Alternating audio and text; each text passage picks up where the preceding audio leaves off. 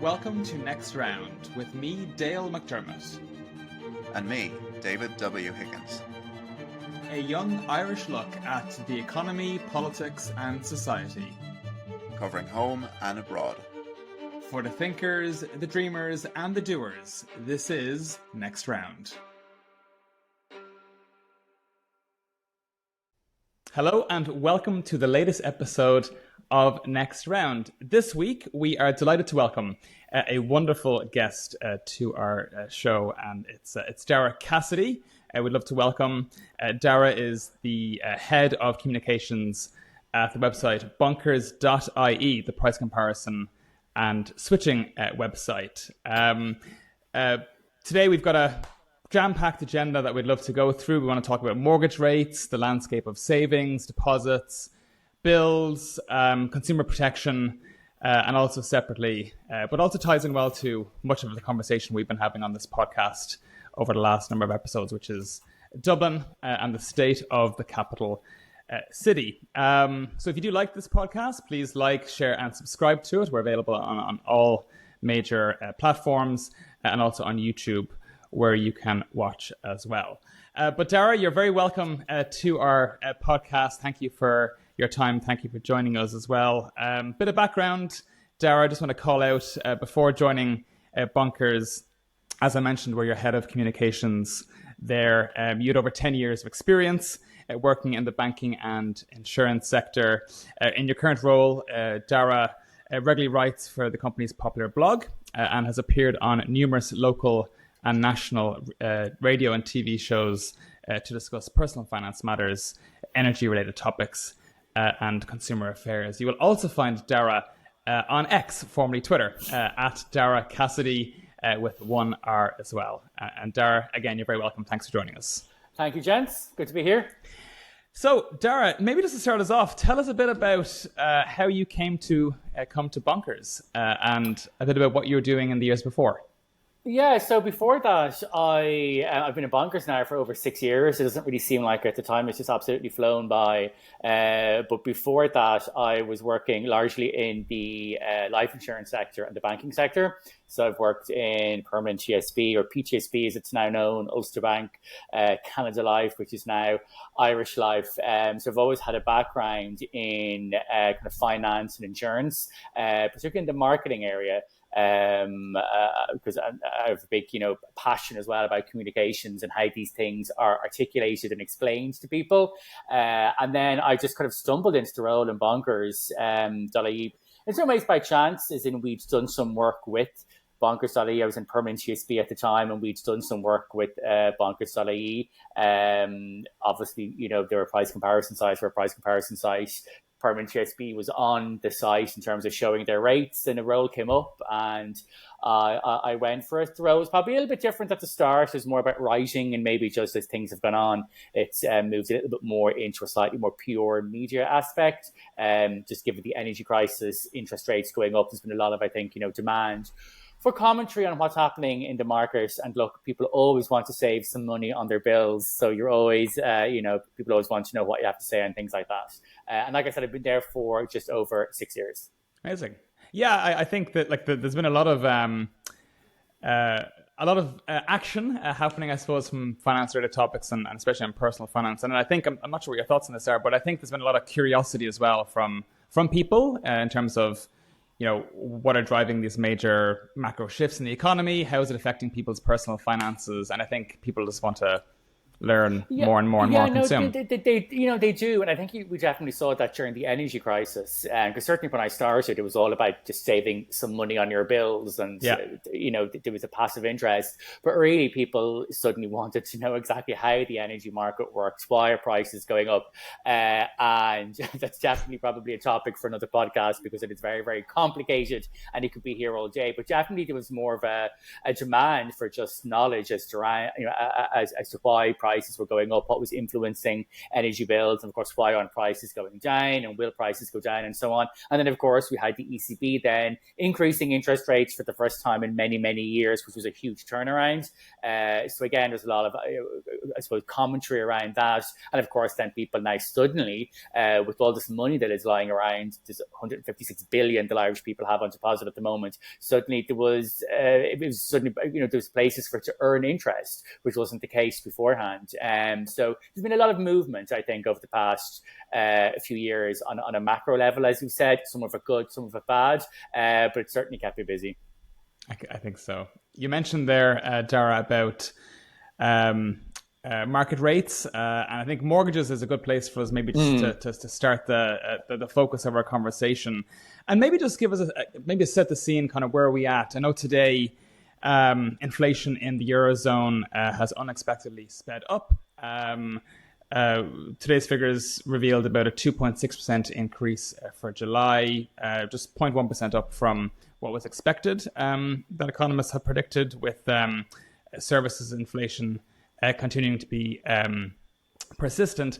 All of that looking forward to an ECB rate cut, hopefully in September. But focusing on the Irish market, where are we at with mortgages? What does the rate situation look like? Yeah, I mean, I just think it's interesting, though. Rates obviously went up quite high. I mean, the ECB increased rates very significantly in the space of just 2 years, but it seemed like we started talking about when the ECB was going to decrease rates very, very quickly. And not so long ago, the markets are kind of pricing in maybe 3 or 4 quarter point reductions. And I always just kind of felt that seemed very, very much like they were getting ahead of themselves. But we have had one decrease. I think it's probably 50-50 as to whether or not we're going to have another decrease in September. And maybe that could be it for this year. So I think interest rate expectations have definitely been tempered a little bit just in terms of cuts. And that's not just in the Eurozone, it's the same in the UK, where they've yet to actually make a move downwards, and also the same in in America, with the Federal Reserve again is very, being very, very cautious. But in Ireland, I mean, for a long time we had among the highest mortgage rates in the Eurozone for various reasons. Some of it was due to a lack of competition. Some of it is just due to the fact that lending in Ireland is more risky, and if something is more risky, it's going to be a little bit more expensive.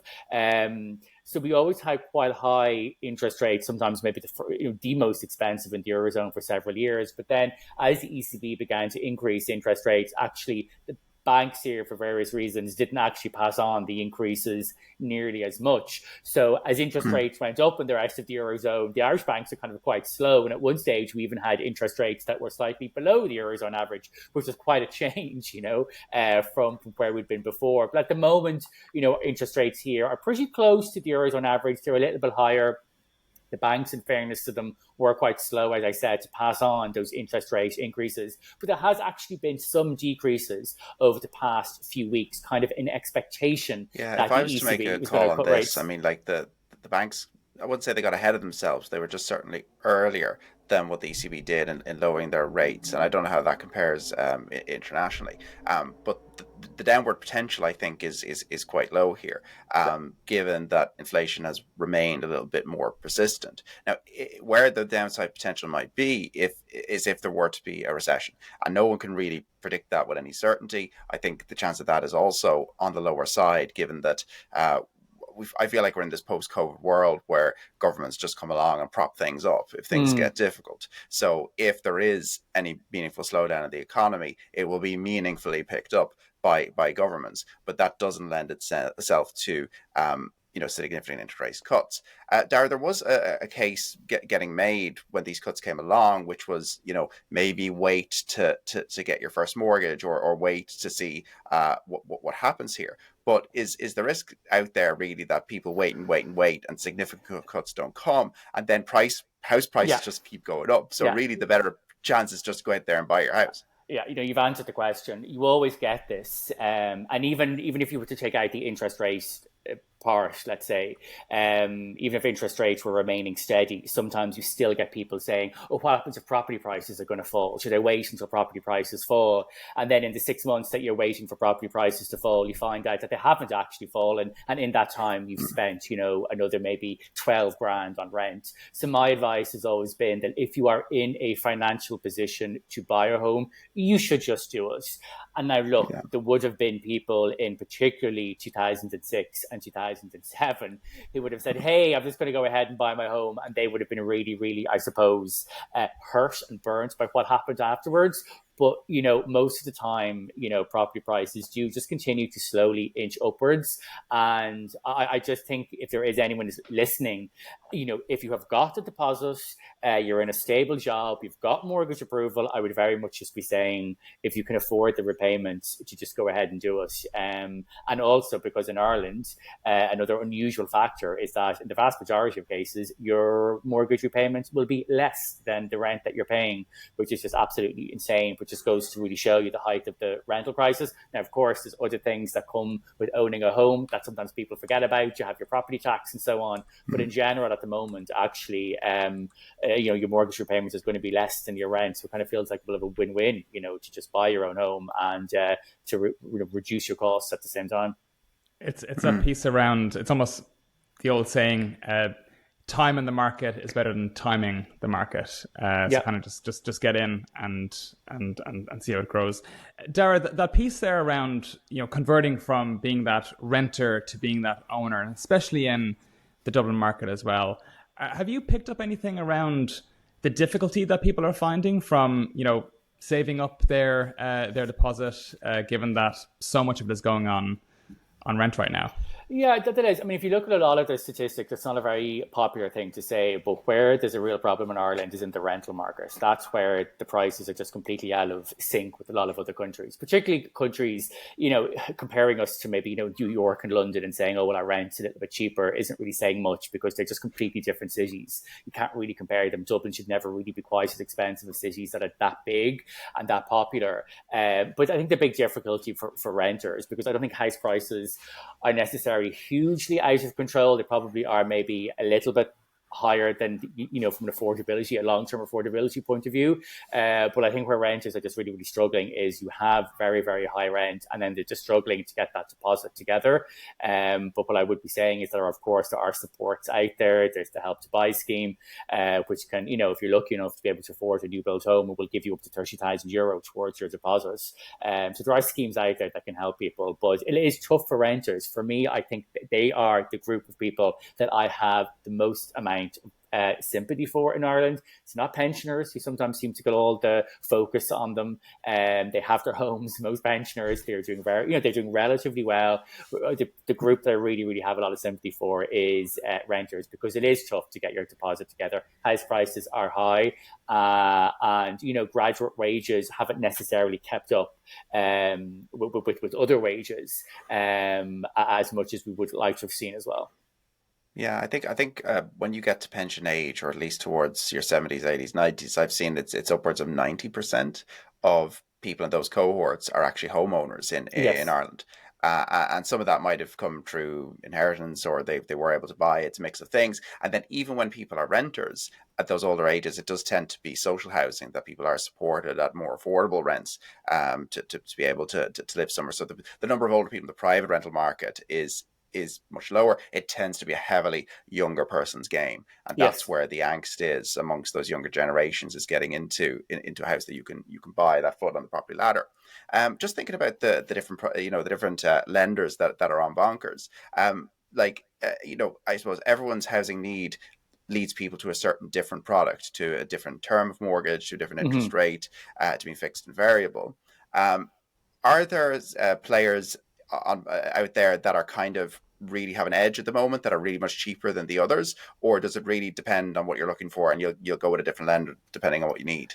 I mean, obviously, some are a little bit more competitive than others at the moment. But Avant Money came into the market a few years ago, and in general, its rates have been quite competitive. But it does take a slightly stricter approach to lending. And indeed, for the first year that it actually was operating in Ireland, it wouldn't even lend to people outside of the main towns and cities. So even if you were on 100 grand a year or 200 grand a year, if you wanted to buy a home in Cavan, they just said no. Now they've eased back a little bit on that. What was that, Daragh? Just curious. Was there a reason for that? The main reason is that they would look at a house in Cavan. I'm just using this as an example. I'm having dinner with someone from Cavan on Friday. Please. I'm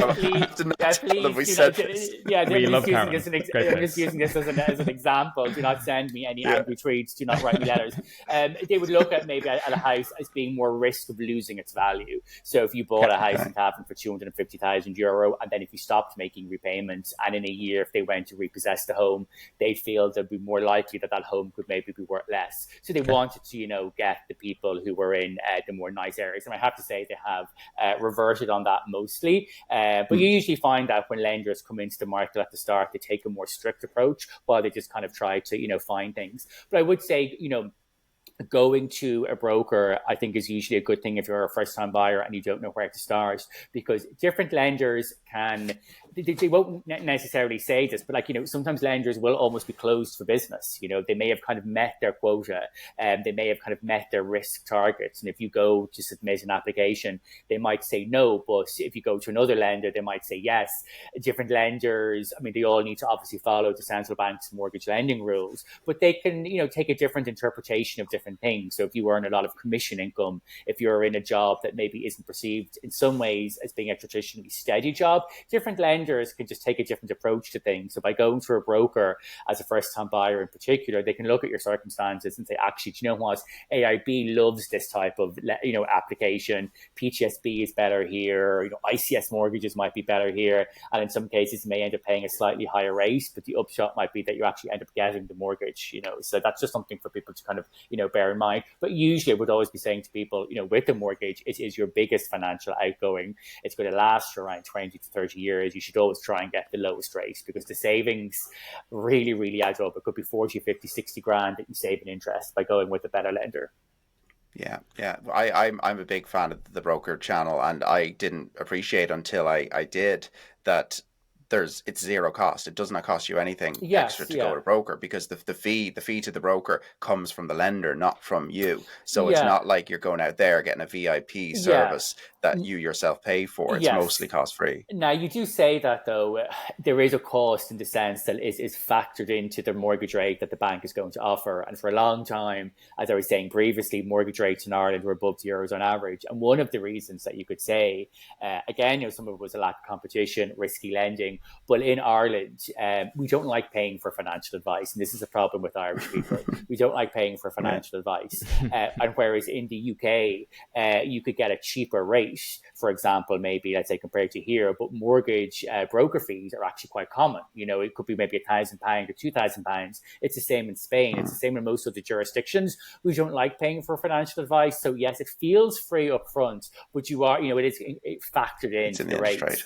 And there is a lot of debate as to whether or not that is the right approach. Not so long ago, the central bank in the life assurance business was looking at this whole idea of commission, because again, if you go to a broker, maybe let's say to take out a savings policy or whatnot, or to take out life insurance, the broker gets paid, but you don't really see it up front because it's factored into the cost of your premium. So there has been debate at a wider level in Ireland as to whether or not that should continue, or whether it should be broken out more, whereas the broker fee is clearly outlined. But I think if that happened, Irish people would probably have a fit, because like I said, it's just something that we just don't do here compared to other jurisdictions.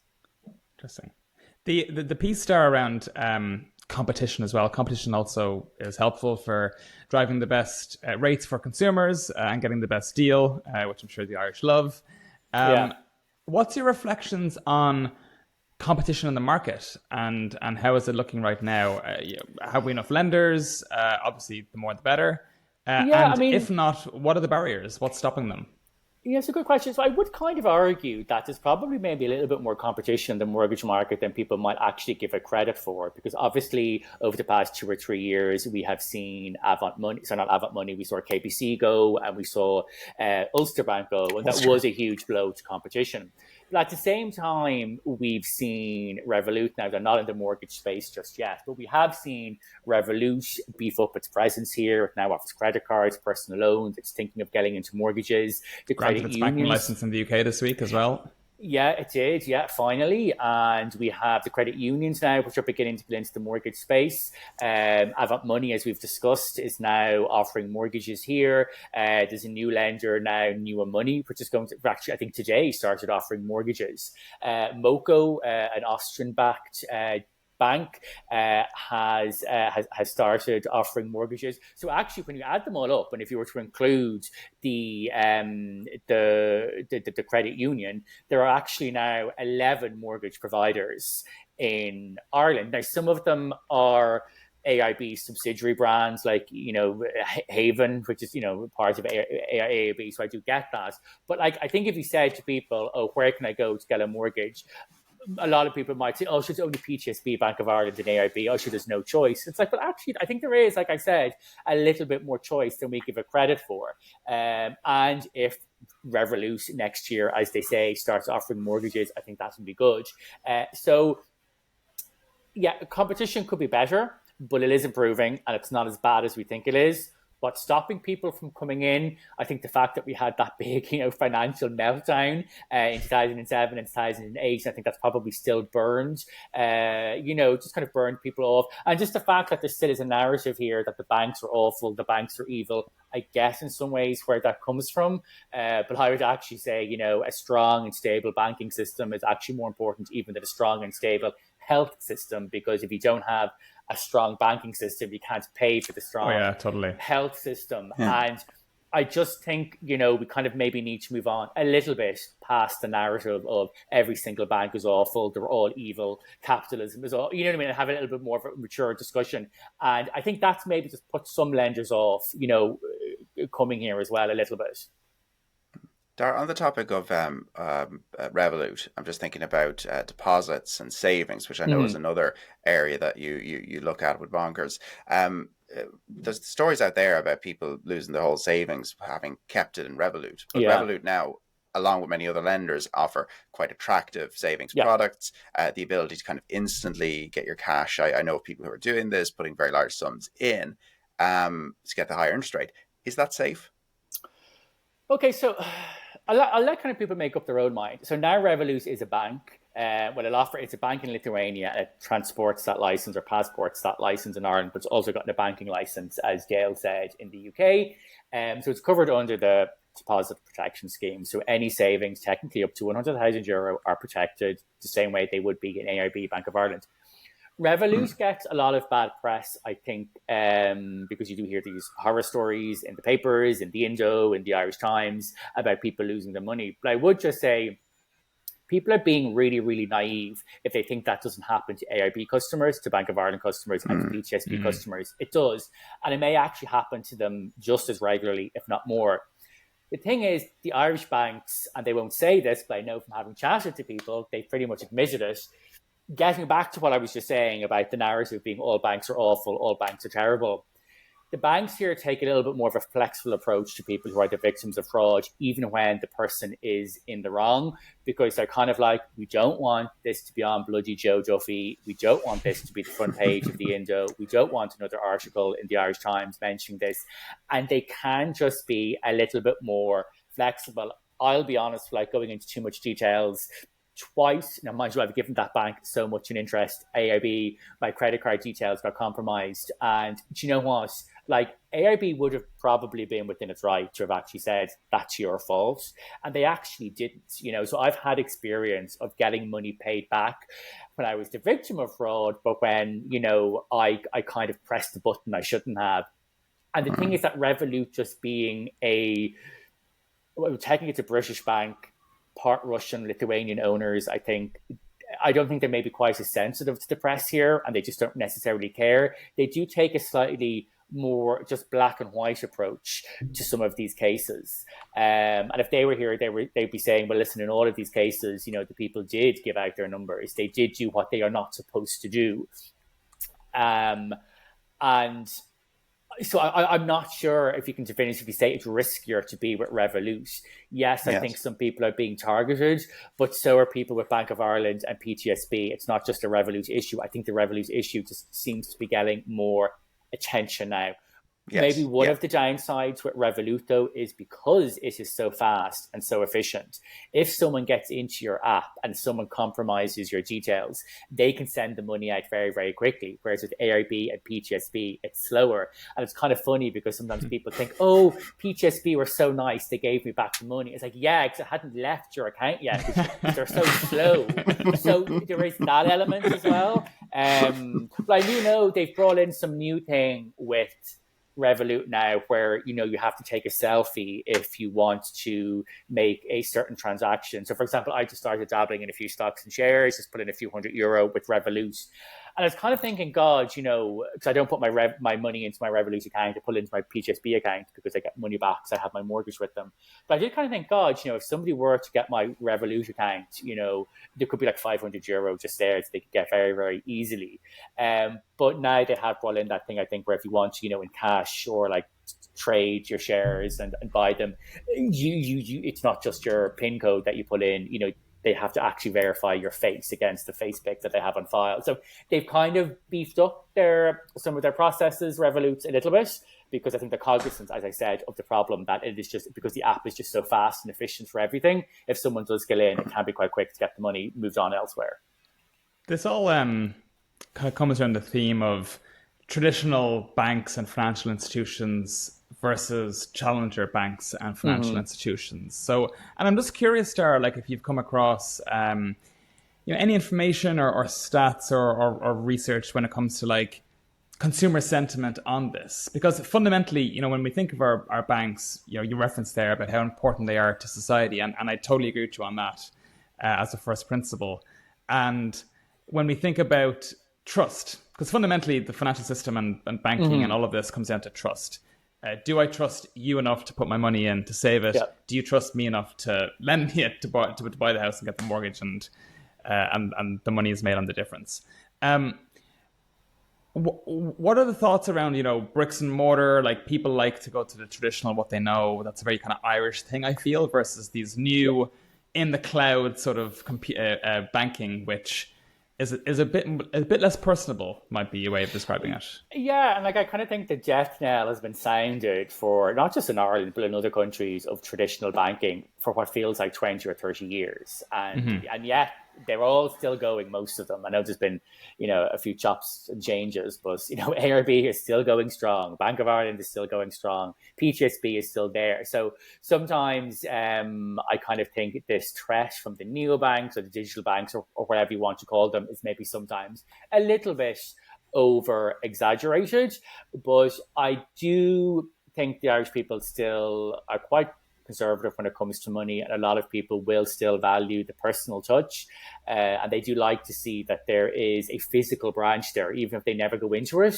Just the comfort of knowing that there is kind of almost a face to the name, that there is a building there that they can go into if something happens. So I think that's where Revolut in particular has maybe struggled to really gain traction here, because there's loads of customers here that has around 2.7, 2.8 million customers, but they're not using Revolut as their main bank in a traditional sense. They're just using it to send money to people, or to play around. People aren't getting paid into the account. People aren't going to Revolut yet for credit cards and loans. And I'm fascinated to know how it works for mortgages. Are they going to use brokers, Revolut? I think they'll have to. Will people trust them? So I think it'll be really, really interesting to see how that all plays out next year. Yeah, because there was some talk that all these startup banks like Revolut and sorry, I've forgotten the names of some of the other ones. Yeah, it's only Revolut in Ireland, right? So yes, let's just say Revolut. But that these guys, when they set up in countries, that they'll ultimately get bought out by the established banks, because there's things that the established banks can do that these guys can't. But actually, Revolut could be a test case in them basically going full suite. It's yet unproven, but that they'll be as big as the others, essentially. Yeah, you're right. I mean, has been winners and losers. So, for example, there's N26 in Ireland. That's probably the other one. They're actually also is Bunk. They really have struggled. Now N26 is now offering decent rates on savings. You might touch on it later. They're offering up to 4%, which is really, really good. But like for a while there, I was convinced that they were going to leave the market because there was just nothing from them. They weren't. There was no liquid. They still don't offer any credit products. They don't offer overdrafts. N26. So I was kind of wondering, are they going to leave? And I think N26 actually did leave the British market. They left the UK market. So there's been kind of winners and losers. Like these neobanks haven't been coming in and getting rid of the competition in all these other markets. They really actually have struggled against the bigger, more traditional banks. But as you said, David, it does look as if Revolut might be the first one to kind of actually get it, to do it, who might actually go, actually, hey, hang on, these guys now are a threat. But they're still struggling to make big profits, Revolut. They've some deposits, but they don't have a huge amount of loans. And of course, that's how banks make their money, lending. Deposits are cost. Lending is where they make their money. And I think if you look at the Revolut book and their accounts, they're still a long way from being, I think, where they want to be, from being this huge, huge global financial bank. But it will be interesting to see how they go on. On the vein of deposits then, Daragh, like are people crazy to keep anything in their current account right now, given the fact that rates are still giving? Yeah, they are. So at the moment, there's 156 billion on deposit. Now, we don't know how evenly that money is spread, but we did some research with Red Sea actually recently, Bonkers.ie, and we were asking people, why aren't you moving their money? And 25% of people said, I'm not moving my money because I don't have any to begin with. So that was fine. But it kind of still suggests around 70 to 75% of adults have some money on deposit. But around 90% of that 156 billion is still resting in accounts that pay almost a pittance in interest. And I think it's absolutely mad. And this is one of the reasons why the Irish banks have been so profitable recently, because they've increased their mortgage rates in line with, kind of in line with the ECB. As we've discussed, they didn't pass on all of the increases. But, they increased their mortgage rates to 4.5%, 5%, and then they came under pressure, rightly so, to increase their deposit rates. But then nobody actually moved their money into these deposit rates. So the banks are just absolutely crying it. They love us, you know what I mean? That they literally, nobody is moving their money. And they've pretty much said themselves publicly, one of the reasons why profits are so well is because people have not moved their money, and we expected way more people to. So yes, Dale, people are crazy for not moving their money, and there's lots of options out there. You don't necessarily have to lock your money away for a long period of time. Some of the fixed rate accounts are only for maybe 6 months to a year. PTSB has one account now that gives you all the interest up front within the first month. And then the online banks like Bunk offers an instant access rate of 3.36%. N26 offers up to 4% if you have a metal account. Revolut, as we've touched on, offers, I think, 3.49%, up to 3.49%. So, there's decent rates out there, but people have been really slow to move their money. Why have they? I think some of it is actually down to laziness and apathy, because I've discussed this on Twitter, on X, and I'm just amazed at some of the comments I got back from people being like, "Oh, would you be bothered moving your money for 3.5%?" And I kind of feel like saying, "Give it to me, I'll move it I'll for do you. it. I'll do it. There's a business for you." Yeah, I'll take a small cut. Yeah. It's kind of like when it comes to switching, and we complain that we don't get good deals and prices are too high. And some of it just comes down to laziness and apathy. So some of it is just apathy. People are just, too lazy to do it. Some of it is just down to being risk averse, and some of it is down to just people don't know that the rates are out there. This actually came up in the research that we did with Red Sea. People, I think, were so used to rates being so low for such a long period of time. And it's, of course, only been in the past 2 years since the ECB started increasing rates that there have been decent rates to savers. So I think people are just got in a habit of just presuming, should the banks pay nothing? But that's not the case. And also look outside of the traditional banks. We've mentioned them, Bunk, Monk, N26, and then there's also Raisin, which is like a broker place for banks. So you can go on to Raisin and you can easily access some of the higher interest rates that are on offer from European banks, up to close to maybe 3.5%-4%. So that's another option as well. But sometimes, like I said, people are afraid. They just don't know these brands. They don't want to move their money. They're very, very cautious, and I get that given the financial crash and what happened. But I think we need to just I'd rarely say it for anything else. We do need to be a bit more American-like when we come to managing our money. If you challenge for Americans, they'll be all about their investments and bonds and looking after the money. And in Ireland, it's just we're not at the races at all.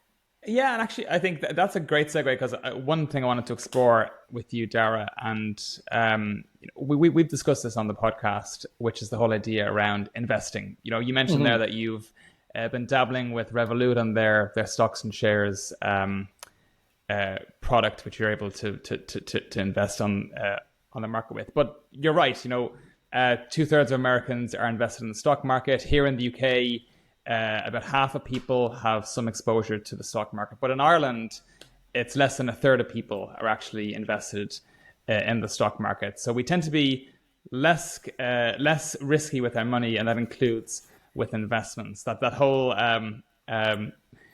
phrase, investments kind of go up and down. I think Irish people in their psyche tend to think of the downside rather than the upside. What are your reflections on that? And do you think we're, with more products coming out there, with more digital and almost democratization of the stock market happening? That's good words. Will that change? I'm hoping it will. I mean, that was a good way of phrasing it, the democratization of the stock markets, because previously, and this shouldn't have been the case. I mean, no matter where you're from, if you're from, Ballsbridge or Ballybrack, if you went into a stockbroker, they should treat you the exact same. But a lot of people probably would have felt that stockbrokers were a bit, stuffy, a bit formal. It just wasn't something that they would have necessarily felt comfortable doing. But now with obviously apps like Revolut, and it's easier than ever to buy stocks and shares. And I think particularly maybe with the younger generation growing up who are so used to it, they will get more used to being a bit better with their money. Although, of course, warnings, people who are listening, what goes up can go down. Always get good advice before you put your money away. But we're just a conservative there. We've traditionally been, in many ways, a conservative country in terms of social values and whatnot. And I think we've always been quite conservative with our money, up until, of course, those few years leading up to the Celtic Tiger, when we just went absolutely crazy. But I still find as well that we have an obsession with property in Ireland. I mean, I have some friends, and I mean, I don't have this much money lying around, but I have some friends who do have so much money lying around that they could actually buy a second property, or at least, put a big deposit towards one. And you sometimes say, I think I'm going to buy, a second home. And I'm just like, did you want to be a landlord, really? Like, why would you not put this money to maybe invest it, invest it in a good managed fund where it will probably earn maybe, anywhere from maybe 4 to 8% a year. Like, do you really want to invest it in a property? And I think anyone at the moment would be crazy to be a landlord. And that's where Irish people still seem to think is the only place maybe to put your money in property, which shouldn't be the case. I mean, if you're investing in a managed fund, you'll get exposure to property, of course. But I do think people need to just, be a bit more, a little bit more educated about what to do with the money, but just be a little bit more investment wise. Yeah, it's a piece around financial literacy, I think, where, I mean, unless you've done like a finance degree or a commerce degree, beyond the day-to-day, workings of life, your exposure to these things might not be there, unless, of course, you're doing the research yourself, right?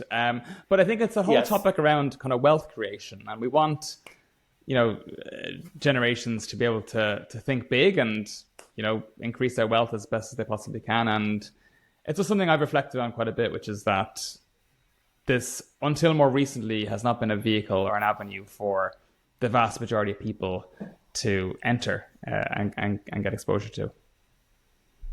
Yeah, no, for sure. And I think it definitely is a role at, if not primary school level, but secondary level, for just better education around financial literacy and financial skills. But I do think with the competition that is now there, from the likes of Revolut for buying and selling stocks and shares and cryptocurrency, that it's offering it to more people. And probably as well, the lack of competition in Ireland would have meant it was a somewhat expensive way to use your savings, because obviously there are fees associated with buying and selling stocks, but they've kind of gone down. But the other issue, of course, is taxation on investments in Ireland. I think is quite high. I think it's better what they do in the UK, where they have kind of their little version of the ISIS, and where people can save a certain amount of tax free. I'd like to see us do something similar. It'd be a great policy to see. Like, it's so for listeners and viewers. So in the UK, every year, if you're over 18, you can get a 20,000 allotment that you can basically just use, and you can then anything you invest with that can grow tax-free, so not susceptible to capital gains. And again, you can grow your wealth through that way. Ireland does not have any sort of tax vehicle like that. Canada has a similar model. Would imagine the same in the US, but Ireland doesn't have one. And I think it'd be a great way for the government to incentivize people to start investing in the stock market. And what we have instead is some punitive taxes. So things like ETFs are charged at a higher rate instead of capital gains, and you can't offset losses. So that's a major disincentive for people to getting into that world. I might just turn us to energy bills, Daragh. So the Ukraine war came, prices went up. The utility companies were passing them on, but actually hadn't fully passed on the increases. Then prices came down. Then they weren't fully passing on the decreases because they had not fully passed on the increases, and that was the story that we were in. Where are we now on all of this, and also things like government credits, because that comes up around the budget time too. So we are since energy prices kind of doubled. So people's gas and electricity bills would have doubled. Now, if you look at what happened on wholesale markets, at one stage the price of gas, admittedly only for a short period of time, but at one stage the price of gas was up by around 1,000%, and it was the same on the wholesale electricity market. So our bills went up by around maybe 100 to 105%, but at one stage wholesale prices were up by 1,000%. So as you said, David, we didn't get all of the increase, so we're not going to get all of the decrease. But prices have, for retail prices at least, have thankfully begun to ease a little bit. So since last September, there's been 2 rounds of price cuts that have cumulatively reduced prices by around maybe 20 to 25%.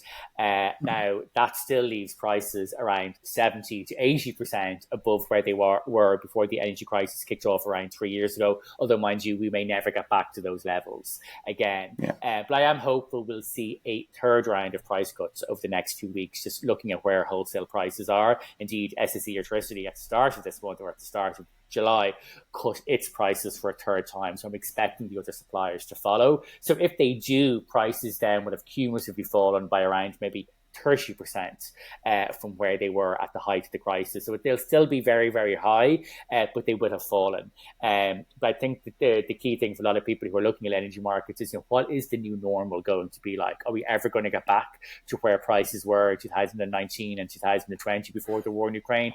And the answer is probably no. So, we do need to get used to higher bills going forward.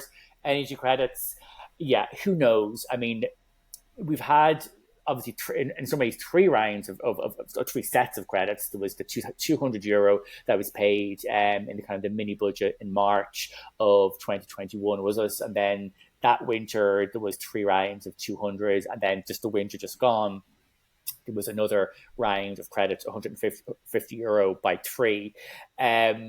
I'm not sure if the government will be as generous this time with credits in October. They may come under pressure to do so. But what I would be saying, I do think the government should keep the reduced rate of VAT at 9%. Oh, yes. Is that reduced from 13 to 9? So that was another thing that the government did. And in fairness, the government did do a lot of things. There's a lot of social welfare support. All those households, like I said, cumulatively, we got, over €1,000, €1,200 off our electricity bills over the course of about 2 years. And then, of course, on top of that, the government reduced VAT from 13.5% to 9%. So whether or not there's room for the government to pay another round of credits. And some people might say it is, a waste of money to be giving all of that money. That the few $100 million should maybe be invested in, I don't know, a new Lewis line or something, rather than giving us all credits. I do think, and even just from a political point of view, the kind of the optics of increasing VAT at a time when bills are so high, I'm not sure how that would go on. And of course, the other point is that because energy prices are so high, and as you guys will know, VAT is added to the net price, even though the government has reduced VAT from 13.5% to 9%, because energy prices are so high, it is still taking in more money than it would have. So I think it can afford to keep it at 9%. Good point. Okay.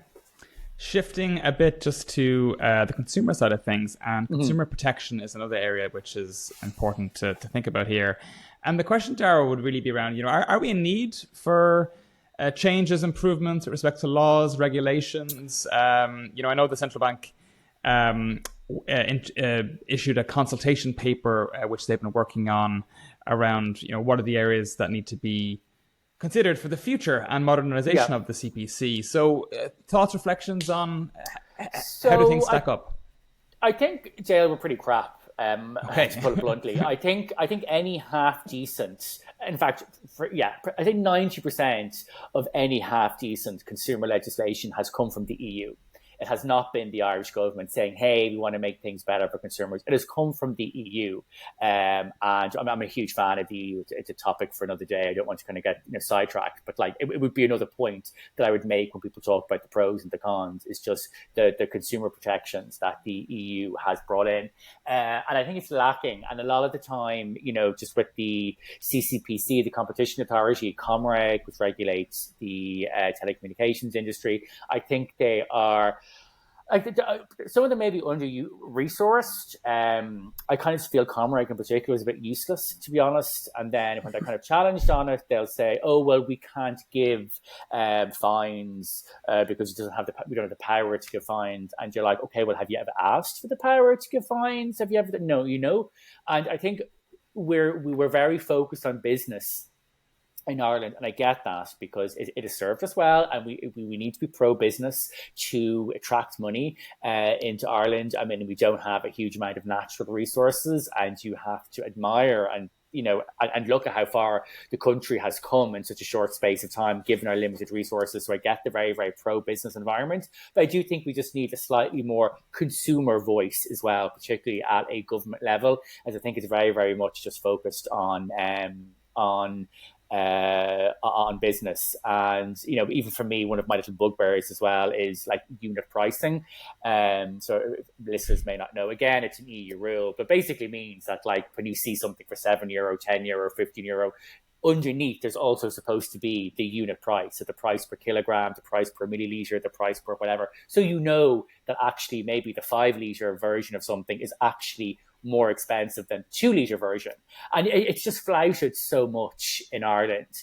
And I've mentioned it to the CCPC and they just don't seem to care. But then eventually they took Tesco to court on it. And it actually got a bit of traction because you could see on the RTE News website that it was like the second most read story of the day.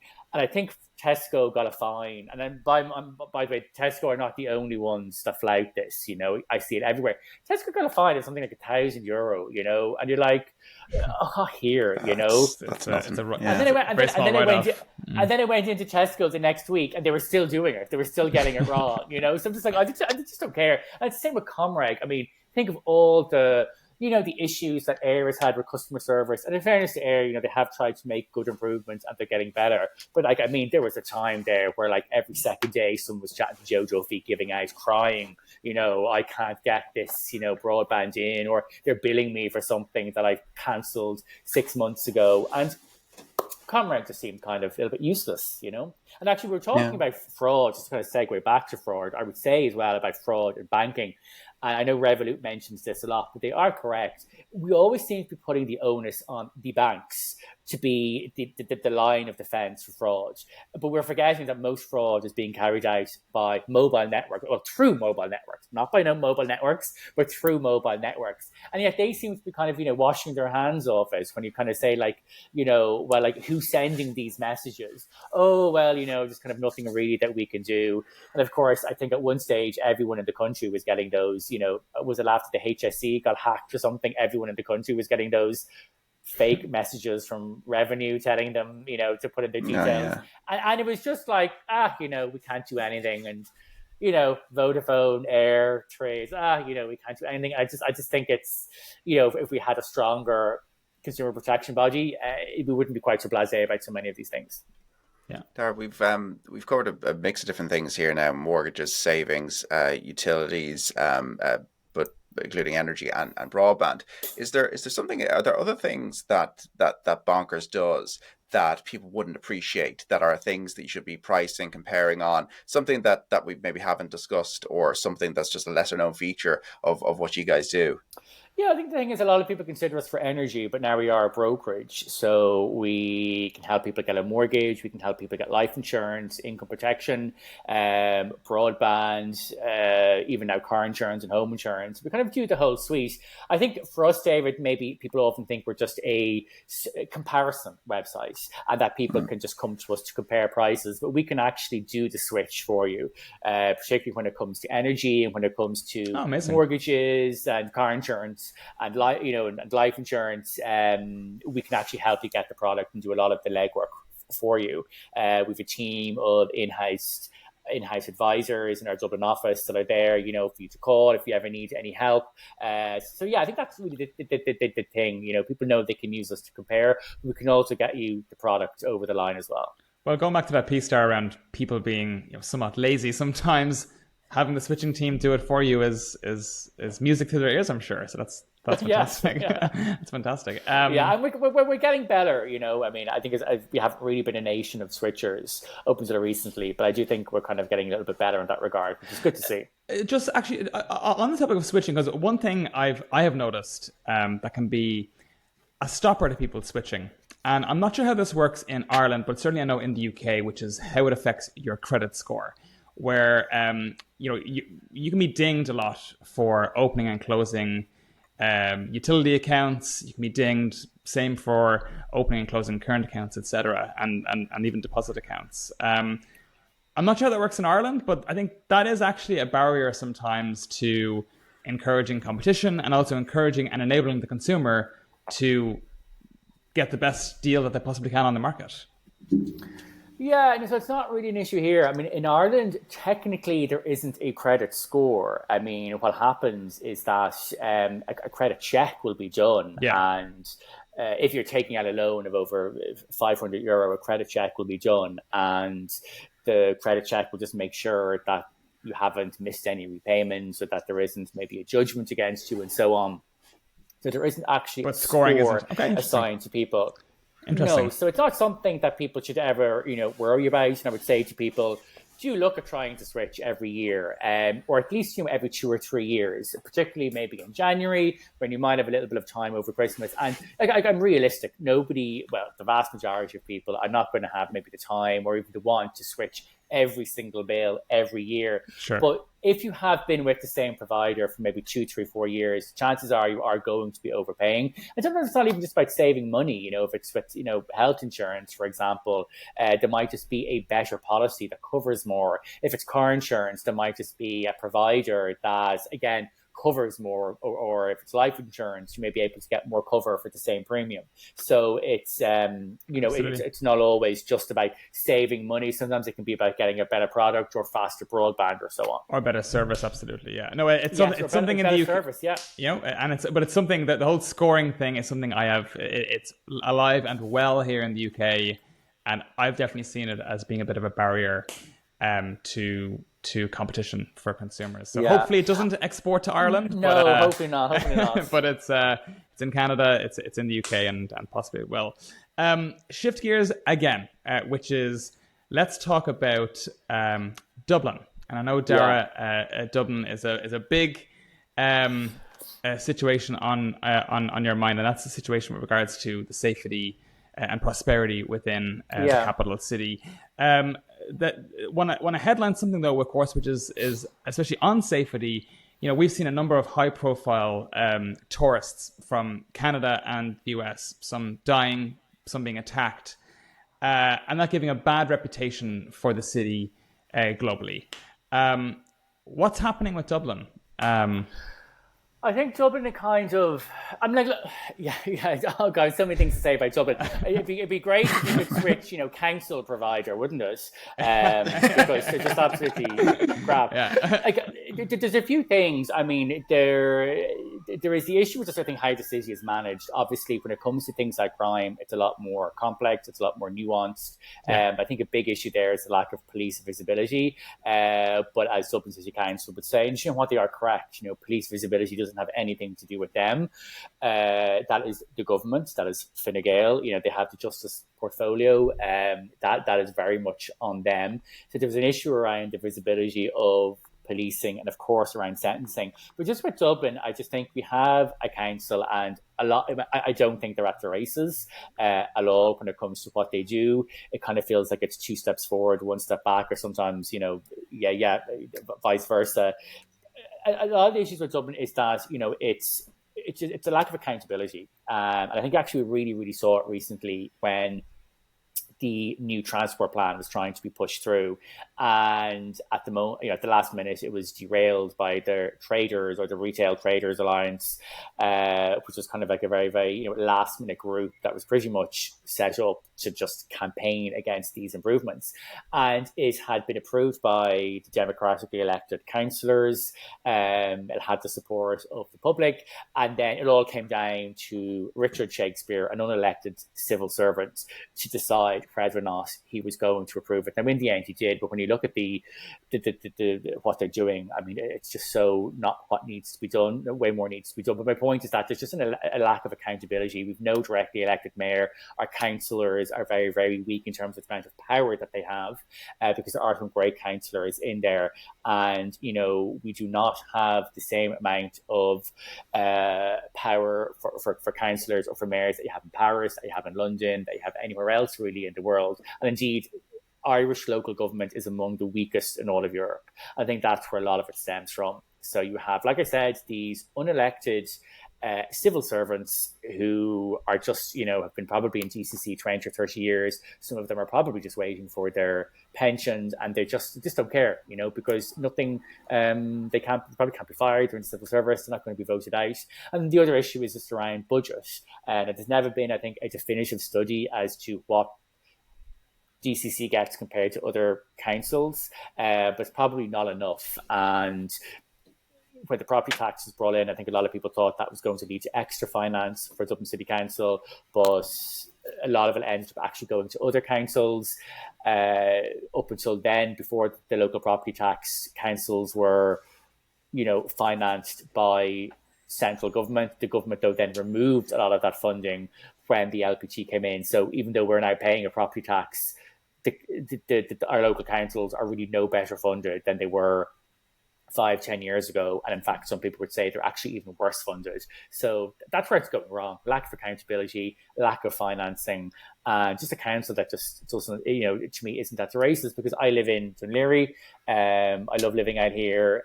There is Monkstown Village was done up around maybe 3 or 4 years ago. They did a brilliant job. They've done some really, really good work outside the old Bloomfield, or the current Bloomfield shopping centre, Myrtle Square. It's good work being done out here. It just baffles me why it's not being done in DCC, and sometimes I just don't understand why they can't just even pick up the phone and be like, right, lads, you're doing some great work down there. Where did you get that material? Where did you get those lights? Where did you get that, And yeah, I could honestly talk all day about this. And also as well, even, during COVID, a lot of temporary cycle lanes came in, and then GCC kind of belatedly followed, and the city is now just strewn with thousands of ugly bollards, and yet bollards. Listen, there's loads of bollards down here as well in Dundleary, but actually there's way fewer, and they just had better fully segregated cycle lanes. You know, and there's just, I don't know, obviously someone in GLRCC, you know, and has a sense of style, you know, they actually care about how things look, whereas clearly in DCC, Dublin City Council, it's clearly lacking. And like, look, there's been recent, you know, even just like a recent redevelopment of Temple Bar Square. Now they've done one on Liffey Street, and like they're grand, like they're okay, but like it's really not that much better than what was there beforehand. And you're like, really, like this may not be redeveloped again for another 30 years. The country has never had more money, and this is what you've left us with. So I just, yeah, there's so many things I'd love to do to Dublin. I know, I can see the frustration, but certainly for listeners and viewers, if you look at Daragh's X account or his Twitter account at Daragh Cassidy, I think there's lots of prime examples. Daragh, I know you tweet out a lot examples of just clear disasters with respect to bollards everywhere, and just the aesthetic of the city is nowhere near the standard that it could or should be. And I think you're fighting the good fight, and I know David and I encourage you to keep doing that, because it's I think it's really important, and it's our capital city, and it should look good, and it should feel good, and it should feel safe, and it doesn't. And I think, you know, and there's kind of the broken windows theory that people talk about a lot, whereas just one broken window and then another one will get broken, and then people don't care for the city, and it kind of then it's like a cancer that just spreads. And it kind of feels like the same with Dublin. It's just sometimes parts of it are dirty, they're littered, it just looks ugly, and then people then don't give the city the respect it deserves, and then people don't treat the city with respect. And like, people like being in nice things. I mean, it always frustrates me because sometimes people are like, oh, have you nothing better to be worrying about? But like, having something that's nice, it's nice to go out and be like, hey, this is nice, this looks nice. It makes people feel better, and then they treat the city better, and then I think everybody is better off for it. And I'm just always amazed that people, like, you know, we've all gone abroad to Spain and gone like, oh, why don't we have this in Dublin? Or we've gone to Lisbon, or even we've gone to London, or you go to Amsterdam. Or, oh my God, aren't these cities great? And then you come back to Dublin and you're like, okay, clearly, you know. But sometimes I think we have ourselves to blame as well. You know, I think Dubliners can treat their city very, very harshly. And then when we try to make improvements, when we try to maybe pedestrianise small squares, that ends up being bogged down in planning and objection. So, you know, sometimes we ourselves are to blame. It's not just the council. Absolutely. Well, with that, we are out of time. So, Daragh, we really appreciate you spending the time with us. Head of Communications at Bonkers. Thank you very much for joining us. And if you did like this podcast, please like it, please share it, and please follow us on all major podcast platforms, and also available on YouTube. Thanks again for watching and listening, and we'll see you next week. Take care.